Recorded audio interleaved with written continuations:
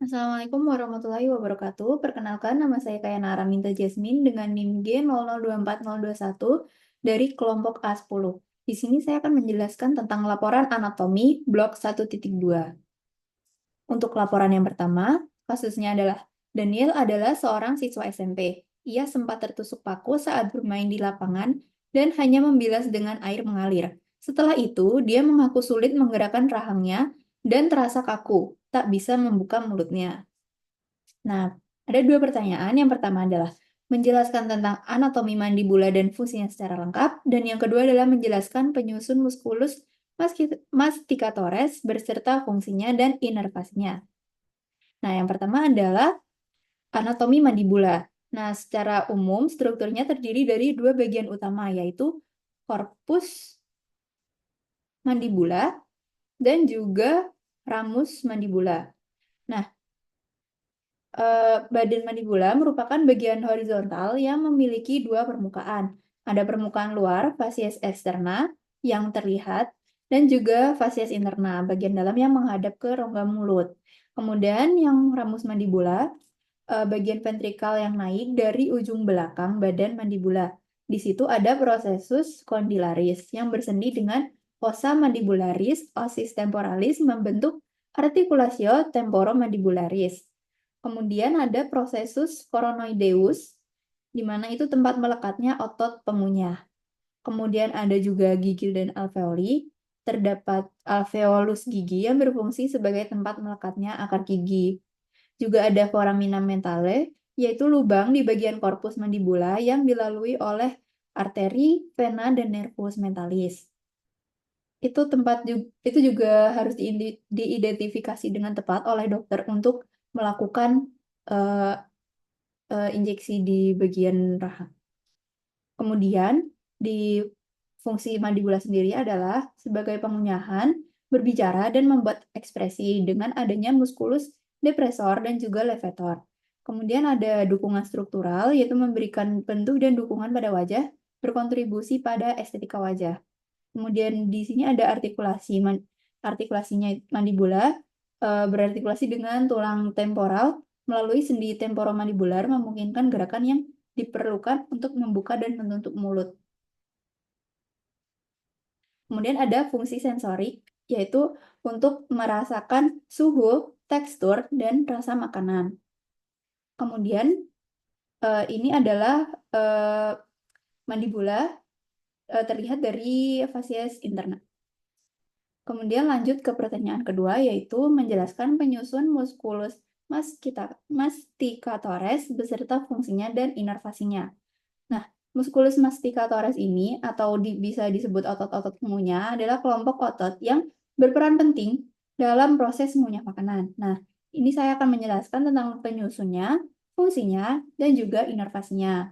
Nah, penyusun musculus masticatoris urut dari yang terluar ke yang dalam adalah musculus temporalis, masseter, pterygoideus medialis, dan juga pterygoideus lateralis. Nah, dari yang musculus temporalis ini terletak di sisi kepala di atas mandibula. Nah, fungsinya untuk mengangkat dan menarik kembali mandibula saat mengunyah. Ini diinervasi oleh nervus mandibular.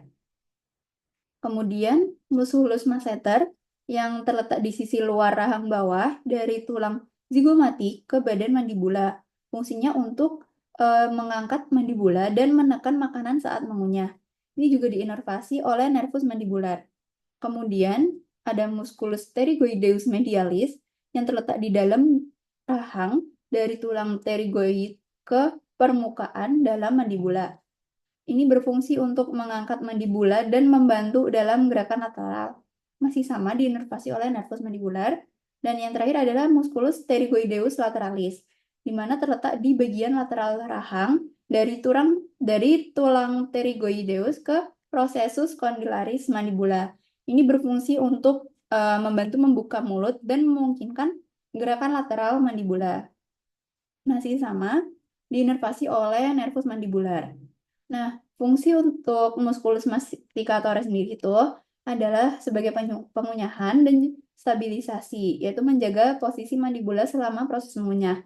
Adapun fungsi gerakan lateral yaitu otot pterygoideus lateralis memungkinkan gerakan lateral yang penting juga dalam pengunyahan. Nah, sebenarnya inervasi dari keempat muskulus tadi kan sama, yaitu nervus mandibular yang merupakan cabang dari saraf trigeminal yang berfungsi untuk memberikan sensasi dan kontrol motorik pada area wajah dan rahang. Ini untuk inervasi arteri, yaitu ada arteri temporalis superficialis, arteri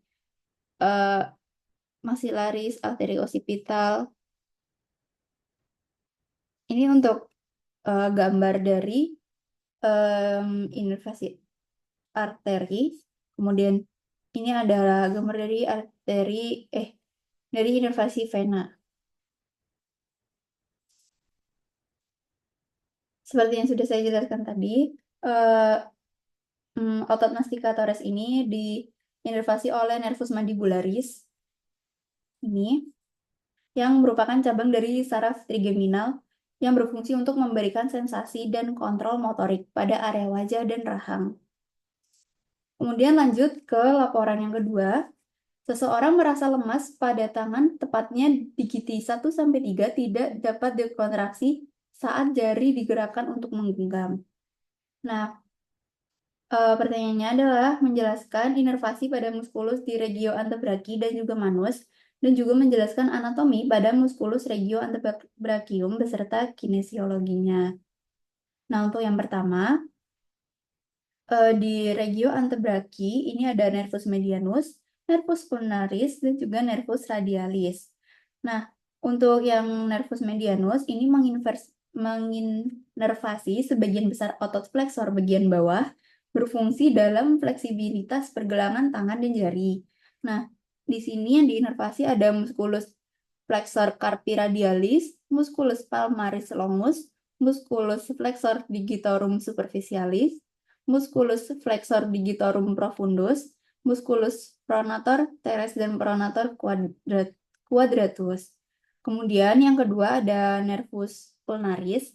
Di sini berfungsi untuk menstabilisasi pergelangan tangan dan gerakan jari yang menginervasi otot-otot sisanya yang tadi seperti musculus flexor carpi ulnaris dan juga musculus flexor digitorum profundus di bagian medial. Kemudian yang terakhir ada nervus radialis. Ini menginervasi otot ekstensor, berfungsi untuk ekstensi pergelangan tangan dan jari. Nah, muskulus yang diinervasi adalah musculus extensor carpi radialis longus, musculus extensor carpi radialis brevis, musculus extensor digitorum, dan juga musculus extensor carpi ulnaris. Nah, selanjutnya ada regio manus. Di manus sendiri, nervusnya masih sama, yaitu medianus, ulnaris, dan juga radialis. Namun inervasi otot-otot di telapak inervasinya itu berbeda. Yang pertama yang nervus medianus itu menginervasi otot-otot di telapak tangan, terutama di bagian lateral. Ada otot-otot lumbricalis 1 dan 2 untuk jari-jari 1 dan 2. Ada musculus tenar, otot di pangkal jempol, seperti musculus abductor pollicis brevis, flexor pollicis brevis, dan juga opponens pollicis. Kemudian ada nervus ulnaris yang menginervasi bagian medial dari telapak tangan. Ini musculus lumbricalis 3 dan 4 untuk jari-jari 3 dan 4. Nah, ada musculus hipotenar seperti musculus abductor digiti minimi, flexor digiti minimi brevis, dan opponens digiti minimi. Kemudian ada otot interossei, dorsalis dan palmaris yang berfungsi dalam abduksi dan adduksi jari. Kemudian ada juga nervus radialis. Meskipun tidak menginervasi otot di telapak tangan, saraf ini memberikan sensasi di bagian belakang tangan dan jari, serta inervasi untuk otot-otot ekstensor di lengan bawah. Kemudian pertanyaan yang kedua adalah menjelaskan anatomi pada musculus regio antebrachium beserta kinesiologinya.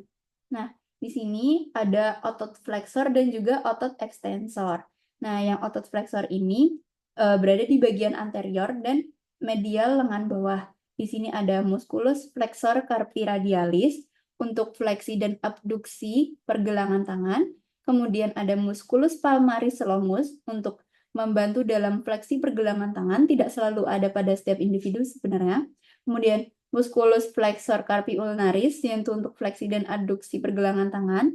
Ada musculus flexor digitorum superficialis, untuk fleksi jari-jari pada sendi interfalangeal, proximal, dan membantu fleksi pergelangan tangan. Kemudian ada musculus flexor digitorum profundus, yaitu untuk fleksi jari-jari pada sendi interfalangeal distal, dan dapat membantu fleksi pergelangan tangan. Selanjutnya ada musculus pronator teres, yaitu pronasi lengan bawah dan sedikit membantu dalam fleksi siku. Dan yang terakhir ada musculus pronator quadratus untuk pronasi lengan bawah. Kemudian yang kedua ada otot ekstensor. Ini di bagian posterior lengan bawah.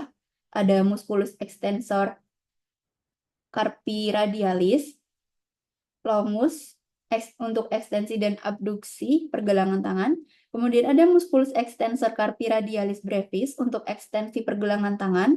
Ada musculus extensor digitorum untuk ekstensi jari-jari 2-5 pada sendi metacarpophalangeal dan interphalangeal. Kemudian ada musculus extensor digiti minimi untuk ekstensi jari kelima atau kelingking, dan musculus extensor carpi ulnaris untuk ekstensi dan adduksi pergelangan tangan, dan yang terakhir musculus supinator untuk supinasi lengan bawah. Kemudian langsung saja lanjut ke laporan yang ketiga. Seorang pria 23 tahun mengalami cedera lutut saat bermain futsal. Ia merasakan bunyi krek dan lututnya terasa tidak stabil. Setelah kejadian, lututnya membengkak dan sulit digerakkan. Nah, di sini ada 3 soal. Yang pertama adalah menjelaskan anatomi penyusun artikulasio genu yang lengkap, kemudian menjelaskan ligamentum yang memperkuat artikulasio genu, dan yang ketiga menjelaskan anatomi os femur.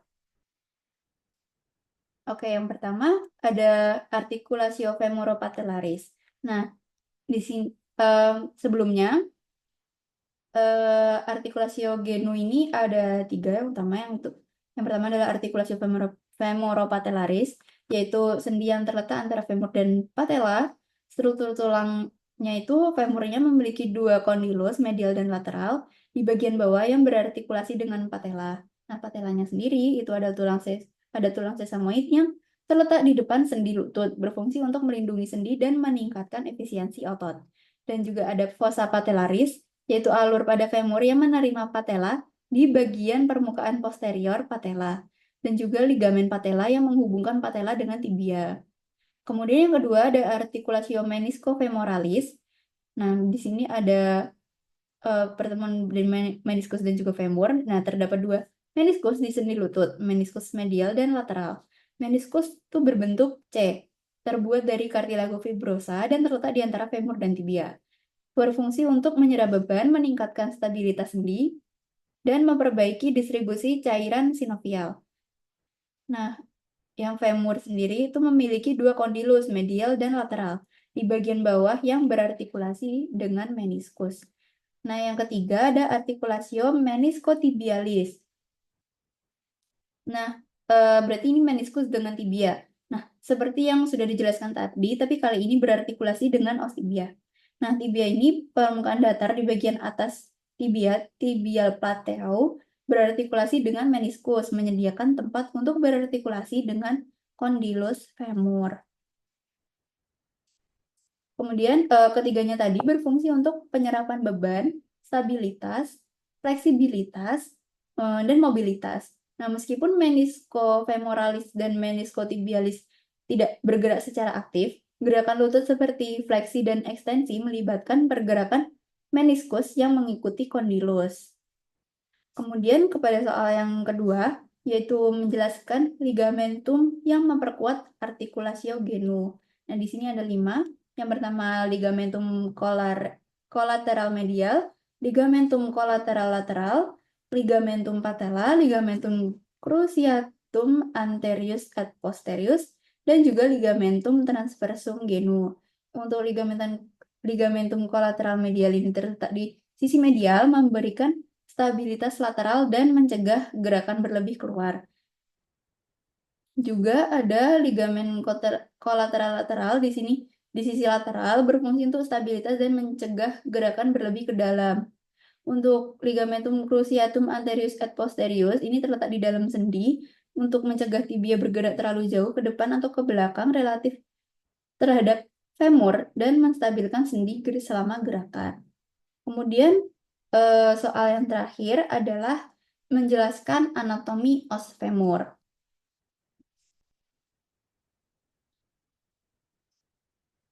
Os femur adalah tulang paha yang merupakan tulang terpanjang dan terkuat dalam tubuh manusia. Nah, berikut adalah penjelasan tentang anatomi os femur. Nah, dari bagian-bagian os femur.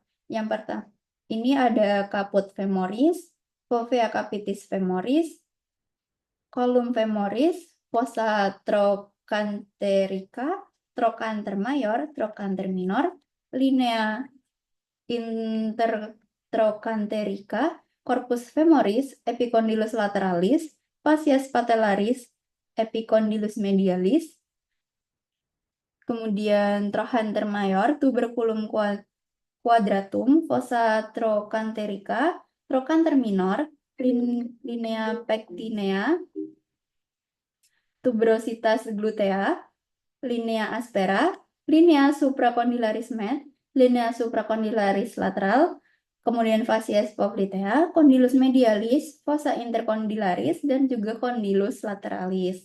Nah, untuk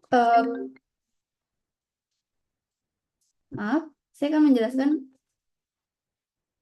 bagian-bagian dari yang pertama adalah caput femoris, yaitu bagian atas femur yang berbentuk bulat dan berartikulasi dengan acetabulum dari tulang panggul membentuk sendi pinggul atau articulatio coxae. Kemudian ada leher femur atau column femoris, itu adalah bagian sempit yang menghubungkan kepala femur dengan batang femur. Leher ini memiliki sudut tertentu dengan batang femur yang berperan dalam stabilitas sendi pinggul.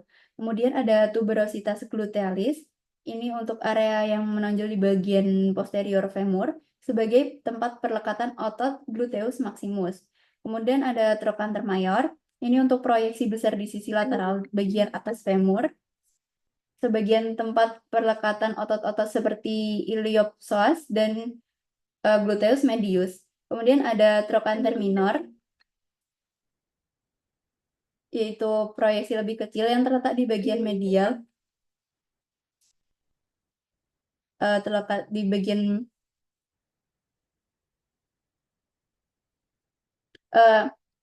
lanjut ke trochanter minor, yaitu proyeksi lebih kecil yang terletak di bagian medial dan posterior femur, tempat perlekatan otot iliacus. Kemudian ada sub atau diafisis, sebenarnya tadi belum disebutkan, yaitu bagian tengah dari femur memiliki bentuk melengkung yang memberikan kekuatan dan fleksibilitas.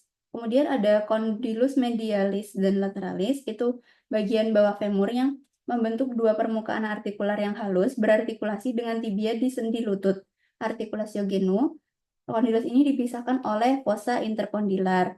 Nah, permukaan sendinya sendiri, fossa intercondylar, yaitu ruang yang berada di antara condylus medialis dan lateralis, tempat berartikulasi dengan meniskus dan ligamen di sendi lutut. Kemudian ada fungsi dari femur sendiri untuk dukungan dan mobilitas. Kemudian ada juga tempat pelekatan otot, seperti yang sudah disebutkan tadi beberapa. Sekian yang dapat saya sampaikan. Mohon maaf apabila ada kesalahan. Wassalamualaikum warahmatullahi wabarakatuh.